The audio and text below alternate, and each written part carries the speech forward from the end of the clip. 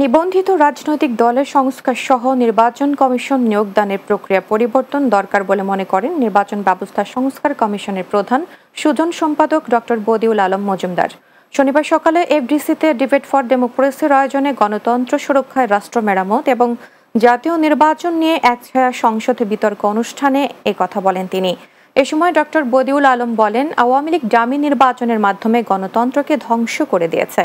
যারা সে নির্বাচন করতে সহযোগিতা করেছে তাদের বিচারের আওতায় আনার দাবি জানান তিনি।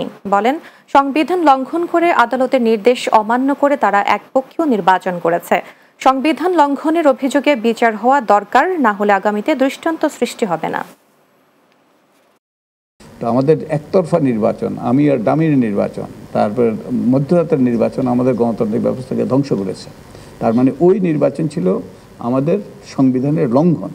তো যারা ওই নির্বাচন করেছে অজুহাত দিয়ে যে আমার কাজ হলেও শুধু নির্বাচন করা, তারা সংবিধানের সুস্পষ্টভাবে লঙ্ঘন করেছে। আর সবাই তো কলঙ্কিত, সবাই তো হয় পলাতক। তবে আওয়ামী লীগ যদি তার মধ্যে পুনর্গঠিত না হয়, তাহলে তাদেরকে ছাড়া নির্বাচন করাটা অগ্রহণযোগ্য হবে না বলেই আমি মনে করি। সুষ্ঠু নিরপেক্ষ নির্বাচনের খাতিরে তারা বিধিবিধানের সাথে সংযোজন করতে পারে। তো সংসদে যেটা মানে আইন কারণে যদি কোনো ফাঁকফোকর থাকে, অস্পষ্টতা থাকে, তারা সেই অস্পষ্টতা দূর করে সুষ্ঠু নির্বাচনের খাতিরে করতে পারে।